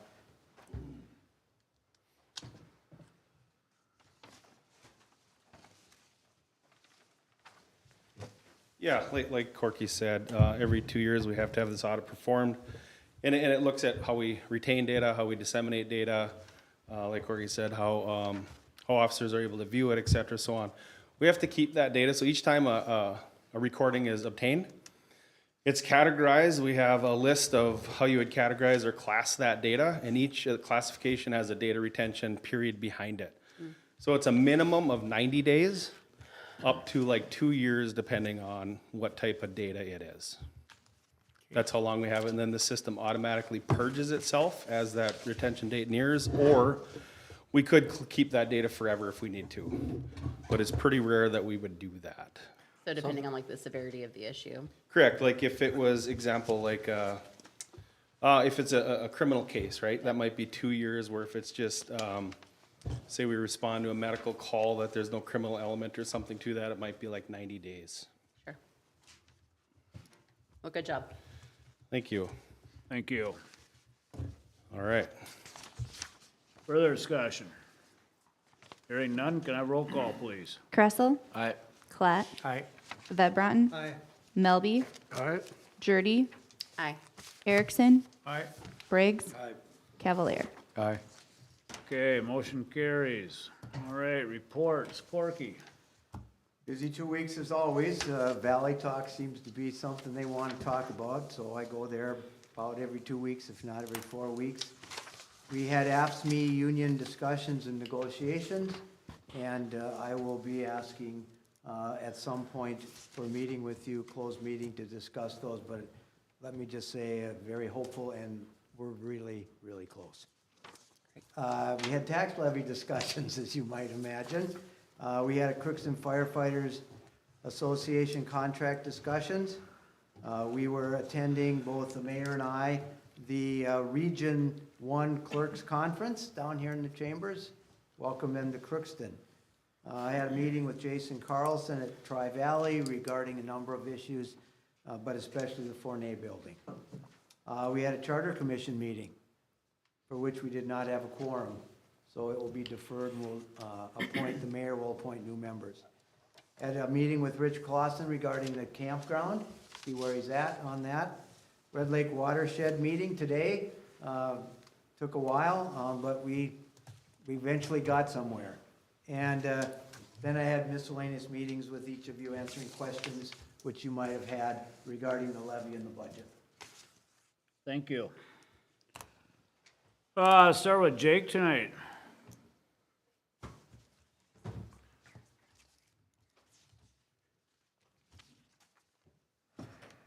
Thank you, Your Honor. CSC is in full swing. All 3 sheets are in. We've had a lot of UMC games, high school games, youth hockey games.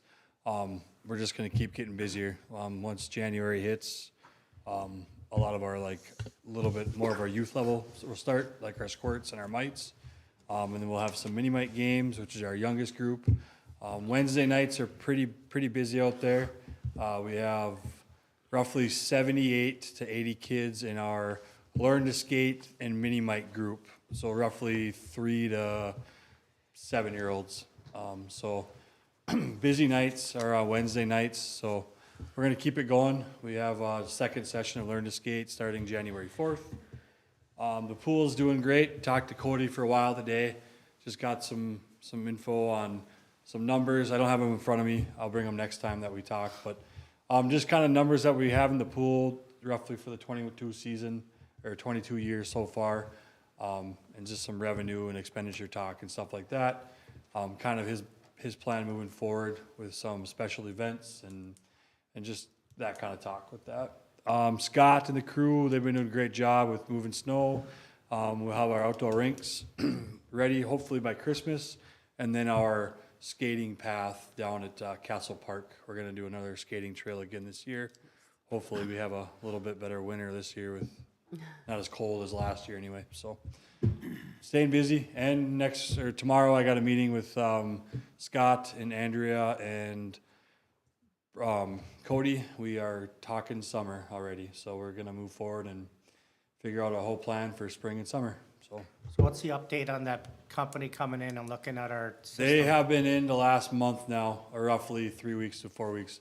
So they are going to take that CSC into sections. So they're starting with the HVAC system, and they're updating it and working on it, and then they're going to run to the, heating pumps or in the compressor area. He's kind of got a plan. It's going to take roughly 2 to 3 months, and he's He actually came up here today. He had to put in a new actuator, it's called, in our main HVAC system up top that heats the main arena. So is that, I was in there a couple of weeks ago and a few people are commenting that it's colder, it was colder than normal, they thought. Is that That's reason because of the why? actuator. And then we found out today we have some air in our system, so our glycol levels like reduced. So it wasn't pushing the glycol through, and now it got fixed. So they went back up, so it should be getting warmer in there now. So with the new actuator and the glycol being put back in. So once our system gets fixed, all that type of stuff will be easily monitored then, is that? Remotely, it can be, yes. That's the goal and that's the plan, yes. So I'll keep you updated with what I find out from Josh from Wired Electric, so. Okay, thank you. Jake, I have to commend you. The management of the Pee Wee hockey this year is significantly better and has been, I think, very well received by a lot of parents. So Okay. good job Thank on you. that. Appreciate it. Yep. Thank you. Thanks, Jake. Greg, anything tonight? Thank you. Brandon?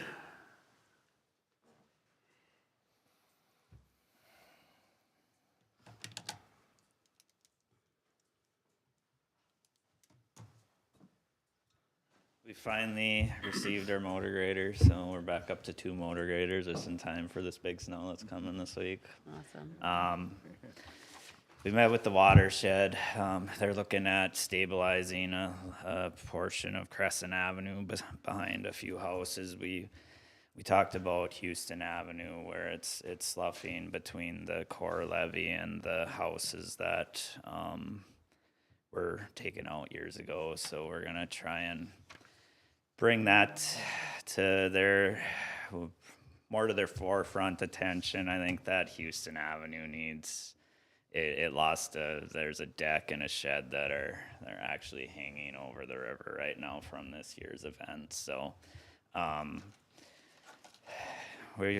last week with a little bit warmer weather, we scraped some of the main and emergency routes, and I think he got to some of the residential roads. That's kind of one of my goals this year is when we get some 20 to 30 degree days to get out scraping more with our graders and hopefully try and get some of the buildup off the roads before spring hits. So there'll still be buildup on the roads, but see if we can stay ahead of it a little bit. And I see in your capital improvement, you got the underbelly scraper for one of the trucks to try. yeah, well, it'll go on one of our, probably might as well put it on our newest truck. And yeah, that'll have down pressure, and I'm excited to get that in action and see how that works. And if it works as well as I assume it will, you'll see another one in there for our other truck. So Oh, yeah, because if you do that as you're plowing, then you don't have to go back and do it again. yep, it should help. Yeah, I just wanted to try one before I jumped into it full force. So You'll use that one on the south end, right? only in front of the mayor's house. Again? Anything else? I think that's all I have for this week. All right. Thanks, Brandon. Thanks, Brandon. Ryan?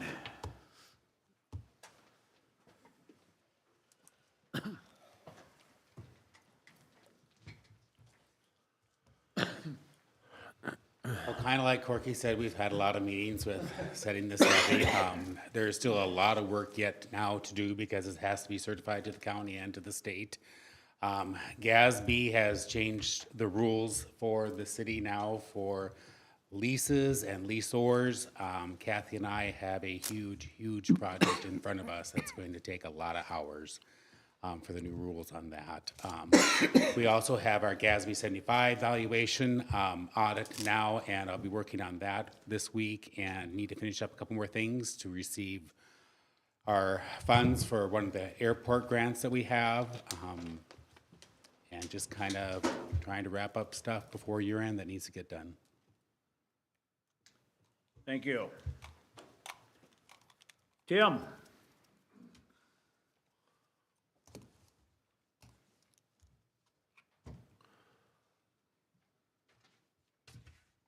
Thank you, Your Honor. Just a couple quick things. Our deadline for our hiring was today for our full-time firefighter to replace Shane as he moves into my position. So tomorrow we'll start looking at applications, and hopefully we have a few to go through, and we'll get that process moved right along.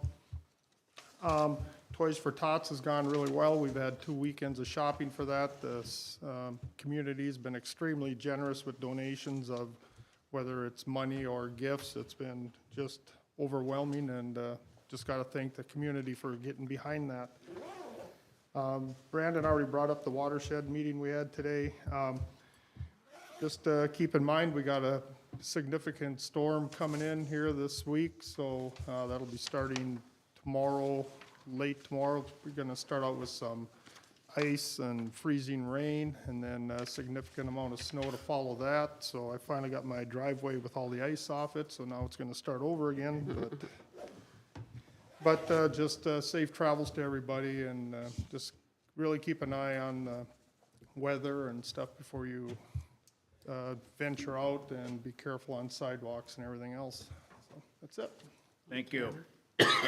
Darren?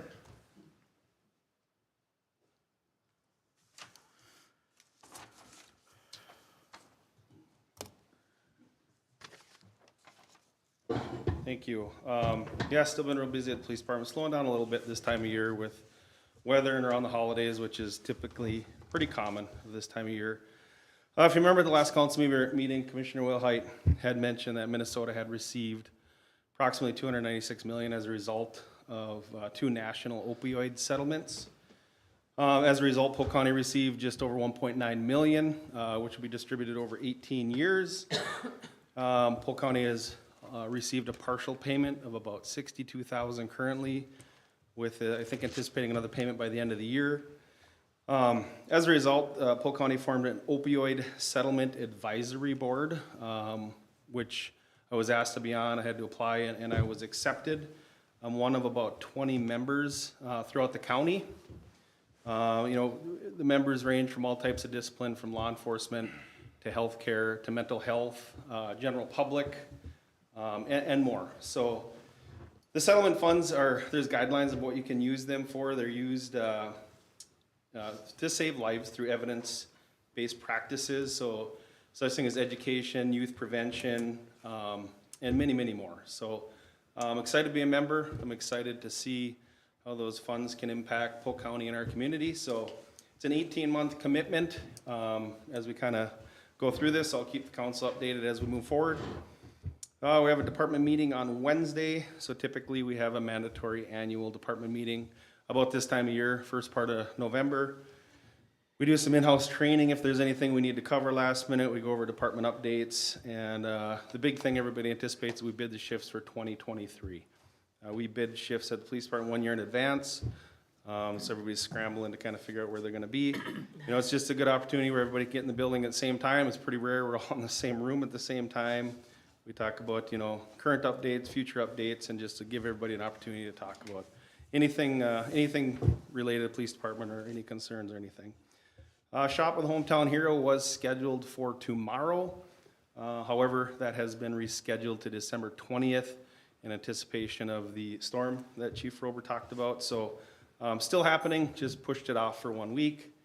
And then we'll be helping with home delivered meals the week of the 19th. So yeah, quick update on what we're doing at the police department. Hey, Darren, can Yes, I ask? yeah. I saw that there was an email that went out about ringing for the Salvation Army. Are they still in need? Yeah, thanks for bringing that. They are, and I'm on that board also. I helped organize the Crookston kettles at some businesses in town, and then at Walmart. Kind of also part of scheduling or can be help with that. So yeah, if anybody's interested or know anybody, you can reach out to me, and I can help you with that for sure. Is there like somewhere we can see a schedule, like what's available? I could send out that contact information to the council or whatever. I could do that tomorrow. And one of the national, or I shouldn't say national, regional reps that works for Salvation Army is kind of in charge of that right now. But Okay. Yeah, I could figure that out. I don't know yet, but I could let you know. Wonderful, thank you. Yeah. Okay. Thank you. Thanks, Darren. Can I throw out one more thing?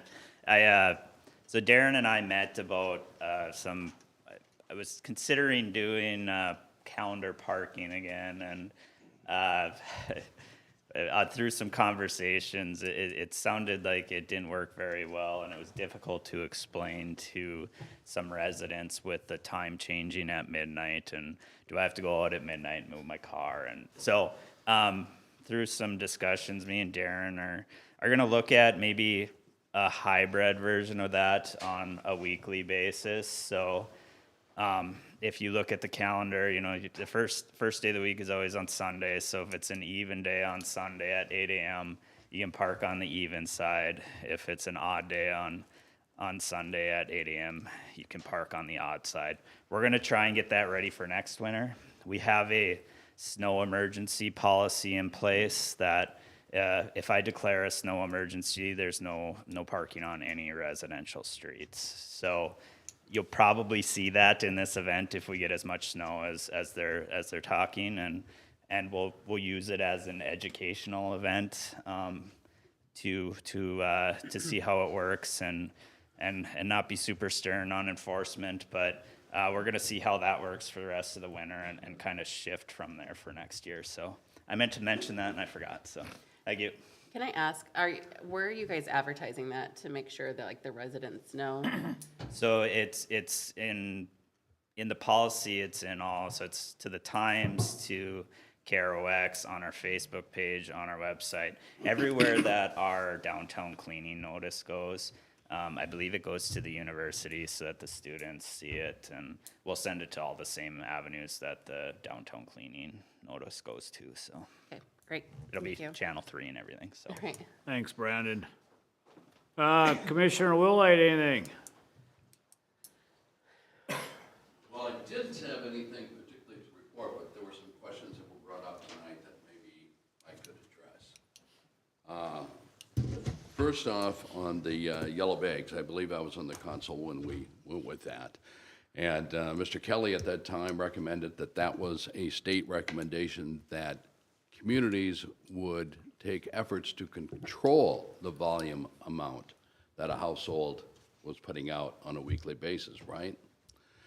Therefore, so the one putting out the more garbage would pay more by buying another bag, and also probably would encourage the recycling, okay? So then the city went and bought these recycling little bins.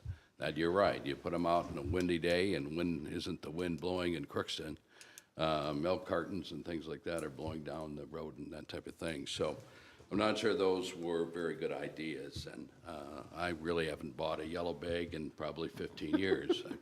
Like 80% of the people in this community take that out there. And that doesn't mean, though, that people aren't recycling. Now that I'm retired, I'm probably out there minimum twice a week, right? Garbage recycles don't stick around the Wilhite home too much, gives me something to do. But what I do is I do find out, a lot of people, what I do is we dump our garbage in the bins, and everyone then goes and fills those recycling bins on the side. And if you take a look in those, sometimes you have to go down to the second or third one because it's so full of recycling, okay? And what I will do is I'll have Jake Snyder come and talk a little bit about this whole business of how does things get separated once it goes out there and then when it goes to Foston. But we do recycle out there at Foston. We have machines that go through, take out all the aluminum, take out all the metal, take out all the plastic, take out all the cardboard, take out all the paper. If we've got a good market for those recyclables, at least we bring in some additional money. But we're taking a lot of money out of our landfills, right? And the rest of the garbage is being burned, turned into steam, and then runs a couple of factories in Foston. That's very, very good. It's very, very expensive for what we have to put out in the gently landfills and buying property, and that gets to be very, very expensive. Put a lot of money into that operation. But I'll have Jay come and talk about that. It probably does save the county a lot of time to get those recyclables out, okay? Not everyone understands what's recyclable, so sometimes a lot of garbage ends up in the recyclable bins that we've got, and probably some of the ones out at the university too. But I'm guessing it probably does shorten some time. I do wonder, though, and I was going to be back for a public hearing on utilities anyway, but I will, but I often wonder if only 20% of the people are using your garbage service, is the people in the community really want a garbage service? Couldn't that 20% contract with a business in the community? Look all the money you would save with that. You wouldn't have to buy a garbage truck. You wouldn't have to hire all these people. They could be doing other jobs, okay? But just some food for thought, you know, as you go into to that whole business of garbage pickup. The other issue, and I'm sure we'll get some comments tomorrow when the county has their public hearing on budgets. Now, we're trying to be very, very conservative on where we're going with that, and as I mentioned before, use of reserves and bonding have made the levy a little bit more manageable, okay? And I'm hoping that levy will be below 4%. We'll see where that is. We'll have the hearing on tomorrow, and then we will make a decision, I believe, on the 20th. But you're absolutely right. A lot of people have concerns about the valuation, and that is something the county sets. It's not the best system that the state provides us to do. It's all based on recent sales. So if sales in your community have been high in the last year, and I bet they have been because the interest rate was very low, okay, and supply and demand, that's probably why value prices have gone up. Now, next year, they may flip down. And if you take a look at your valuation, mine on my home, it's kind of went up and down from year to year, and you kind of go, well, does that make sense? And people come in and they say, well, we didn't put a new roof on our building, we didn't do anything to it, and you said it went up 50%. Well, it's a crazy system, and I don't know if I'll ever convince the state to take a look at it differently, but there are a couple of things that you can't do, and people don't do, is generally they come in and they express their dissatisfaction with what their rate is. But individuals can contact the assessor's office and have an evaluation made, okay? Now, the county is required to do a visit every 5 years on every home. Now, the individual owning that property does not have to allow that person to come in, okay? So then they kind of have to make the evaluation from the outside. But if you believe your property is 30%, and some particularly lake properties went crazy in the last year. So I wouldn't be surprised if we find some people from Maple Union Lake wondering why their taxes, why their evaluation went up, maybe 40, 50%. I've got some of those percentages. It's not only Polk County, it's a complete state, you know. But they'll be in tomorrow wanting to talk about that. Tomorrow at 6 o'clock is we're talking about the levy, okay? What an individual has to do is contact that assessor's office and sit down with them, and they certainly will come out to that piece of property and take a look to make sure maybe that evaluation was too high, okay? And they could lower that.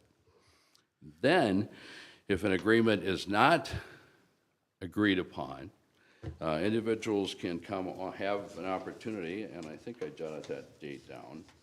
That's June 20th, 2023, where the commissioners will come in and take a look at what the assessor price value of the property was and what the individual, the owner of the property, feels it's worth. The commissioners then, the 5 of them, have the opportunity to listen to both sides and set that value. There are some times where we have, let me just say, a lot of the disagreements are probably worked out before that date, okay? But if they do come in, there have been opportunities where the 5 commissioners have come up with a different rate than what the assessor had and maybe what the owner had. Okay? The opportunity to do that. Oh. So does that kind of answer what those types of questions are? Yeah, I think the last question was really like if we're our percentage versus what they're seeing on their proposed taxes. So, Yes. And of course, it all, like I say, as your administrator mentioned, it doesn't mean their taxes are going to go up 18%. It means that that budget is going to go up for the city, and then it kind of gets all filtered out. Kind of a complicated formula. which I think is what everybody's frustrated with, is how complicated the formula is. Yeah, right. It can exceed a certain amount. I mean, that is, That tax capacity. right, Yeah. tax capacity there. So, that seems to be going, and I think, you know, the question with a reserve, our auditors, the ones that we work with the county, do recommend anything between a 3-month or 6-month reserve, okay? Operating budget? Operating, yeah, on your operating budget.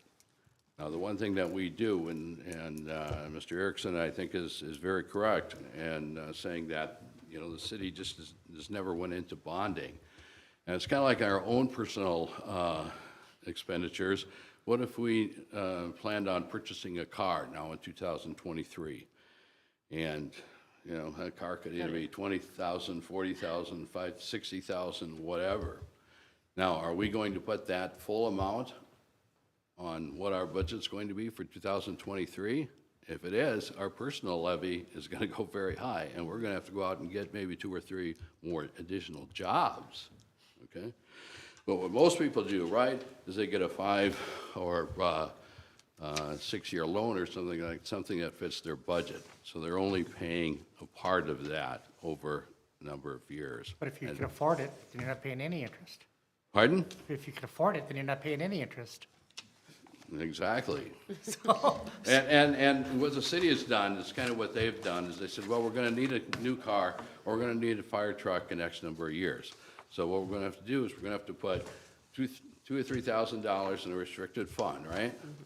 Okay, so, and great, if you don't have any inflation in 20 years, now you got $100,000 and go out and buy the car free. Free, you got the money, you're not gonna pay any interest. Right. But is that $100,000 worth $60,000 now, right? Because of cost of inflation? That $100,000 isn't what it was worth 20 years ago when you put it away. There's a couple of different ways to look at this. Yeah. But bonding it does, I think, really benefit citizens on a yearly basis. So you're not trying to take all those big expenses. You got a big expenses, coming up on that water, right? That might be a very good project to look at bonding, to be quite honest. But I'll be back and talk a little bit about that, utility plans on fees. Any other questions, though, on garbage? So question is, Yes, sir. have they ever, in the history of time, had a Saturday, allowed the citizens to drop off garbage on a Saturday? Oh, yeah. So the reason why I Second bring that. this up is because I'll second it too, but there's a catch to Well, that. there's a, you know, up at Beltrami County, they have unmanned garbage compressors there. You come in and you dump your garbage, hit the button, it packs it, and it's East just Grand Park says unmanned. the same thing. So, I Yeah. mean, is that, since, and we talk about on the Mondays, since 80% of the people here take their garbage out by themselves. Yeah. On Mondays, it's a huge, I think Monday is an extended. yeah, it is, but it's Right? in the And that's what we morning. tried to do. I think Wayne and I, we talked about the Saturday being a good option, particularly during the summer for leaves and things like that. We'd have to see, we'd have to take a look. There's two difficulties for us, and that is finding someone who wants to work Saturdays and, you know, paying overtime, basically, we would have to do. So there'd have to be a cost increase for that. But what that would be, and would it make sense to maybe do that more during the summer months? Something to think about. I think, I would like to see it, but I know it's a lot easier Well, than. the other thing is. yeah, if just we- easy. I think like what I saw in East Grand and even in Grand Forks is they just had 2 big containers out. So they weren't necessarily at the transfer station, but somewhere in town where people could just dump their stuff on the weekends. And just for those who are working more of the 8 to 5 shifts, it's, you know, having to. Well, I think a lot of it would go away if we had a updated garbage system in our city like 99% of the other cities in our country have, where they take their garbage out to their. If they want that, right? Yeah, That's the if other they want question. I think you've But looked I at mean, that maybe that- 2 years ago, right? That issue would go away, I think. Yeah, yeah. Thank you. And Mike, would you get another issue of people who really want to store that big thing, if they want to take it down, you know, how Man, many? I gotta ask some elderly in Grand Forks or Bismarck or Fargo how they do it. I mean, they must hire. Well, I think somebody. they just say they just do it and, you know. But I will say, I do see a lot of senior citizens out taking their own garbage out to the transfer station. So. Okay, thanks, Gary. Thanks. Thank you. Thanks, Gary. Wayne, anything? I think I've heard it all. Merry Christmas. Maybe more than enough. Christie? Well, I'd like to make a correction, well, 2 actually. One, it's mini mites and learn to skate, Jake, just in case, not Pee-wees. That's, you knew what I meant, but I'm gonna say it out loud, so, awesome, good job there. I had said last week about, or our last council meeting, that Sip and Shop, I was, kind of gave a shout out to DCDP, but it was also a joint effort between them and the Chamber of Commerce, and they did a lot of great work with that, so just wanted to give them a shout out for that as well. And I think that was all I had, and Merry Christmas. Thank you. Steve? Merry Christmas. We got 1 meeting left. I'd like to wish the staff and department heads and everyone happy holidays. Thank you. Don?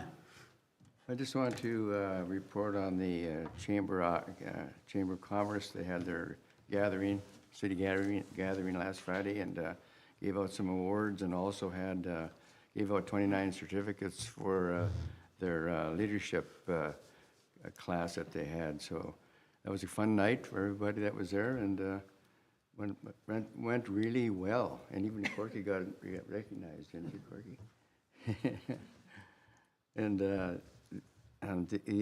Yeah, that's it. Thank you. Happy Merry Christmas and a Happy New Year. Steve? I'm sorry, Joe. I wasn't even gonna answer. I wasn't even gonna answer. Pretty easy to see how you made that mistake. Oh, my gosh. No report, I just wanna say Merry Christmas to everybody and Happy Holidays. I'll get the next one right. Delane? I wanna thank everybody on their hard work on the budgets this year. Department heads, Ryan and Corky and everybody involved. I mean, as council members, I think we've had great debates. I mean, I think everybody has a point of view and everybody's right from their point of view. And Steve and I are good friends, but we have spirited debates on different things, and I think it's healthy. And we can walk away at the end of the night and, still be okay. So I think we need to continue to have those types of debates. So, thanks. Thanks, Delane. Tom, I hear this could be your last hurrah. This is gonna be my last one. I'll be working the next meeting, so, I just wanna thank all the citizens of Crookston and the citizens of Ward 6 for allowing me to sit in this chair for all these years. I thank all the city workers for all the work they've done, past and present. It's been an honor. And same with all the council. We sometimes don't all agree, but it's been a good time, and like Delane says, we can leave as friends. Thank you very much, and Merry Christmas to everybody. Thank you, Tom. Just piggybacking off what Don said about Chamber Celebration, kudos to the fire department, public works, police, all the city of Crookston for volunteering during the flood fight. They gave us recognition that was very nice of the chamber. Remind about the weather coming up. I guess be proactive and watch your travel. We're gonna go from tropical to polar, I guess, here in a few days. Tom, it's been an honor to work with you over the past few years. Thank you for your service. You will be missed, and I mean that. And I want to wish everybody a Merry Christmas. And Bruce, thank you for being here tonight. Your input's very important. Thank you. Thank you. Just a reminder, there's no ways and means tonight. Nothing before council. We are adjourned. Thank you, everybody.